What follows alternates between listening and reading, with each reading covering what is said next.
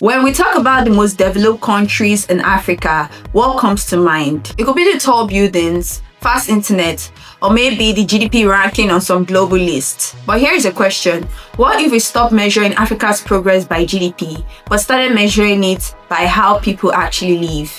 Hello everyone, and welcome back to Fieldwork Africa's YouTube channel, where we talk about everything related to market research, social research in Africa, and the trends in between. My name is Miriam, and in today's video I'm going to be digging into what development truly means on the African continent through the data, indicators, and stories behind the numbers. So let's get right into it. For years, development has been simplified into one metric, which is economic growth. But GDP alone doesn't actually capture whether citizens have access to healthcare, quality education, clean water, or even reliable electricity. That is why the UNDP's Human Development Index, African Development Banks and Africa Economic Outlook, and World Bank governance indicators now offers a deeper insight. Because real progress is multidimensional. Across Africa, development wears different faces. In Rwanda, digital governance and infrastructure is transforming how people access public services. In Kenya, fintech innovation has brought millions into the financial system through mobile banking. In Ghana, investment in education and social participation drives social mobility. Nigeria's growing youth population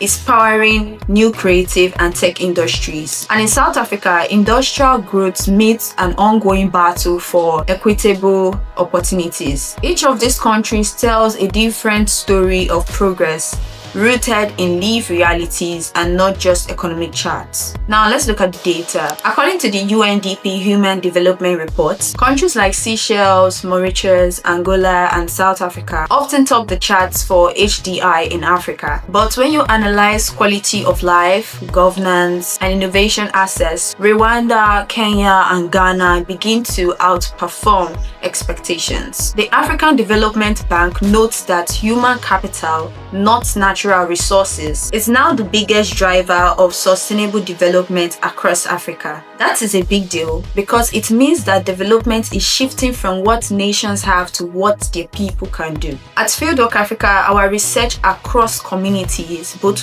urban and rural, that is, development is more visible where people feel empowered to make choices. In one of our recent social research studies, respondents in Kenya and Nigeria linked progress to not just infrastructure or jobs, but to voice, which is the ability to influence decisions that affect their lives. It is a reminder that development is not imported, but it is experienced. So maybe the better question isn't which country is most developed, but rather it should be which country is developing its people the most. By that standard, Africa's story looks far more dynamic and far more hopeful than many global reports suggest. Our continent is building a new kind of progress, powered in data, grounded in culture, and driven by innovation from the ground up. At Fieldwork Africa, we believe that the best way to understand African development is to listen to the data and the people behind it. If you found this perspective valuable, then subscribe for more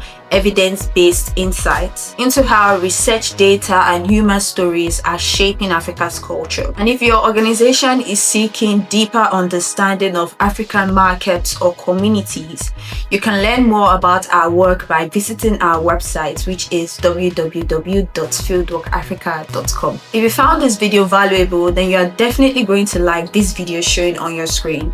Thank you so much for watching, and I will see you in the next one.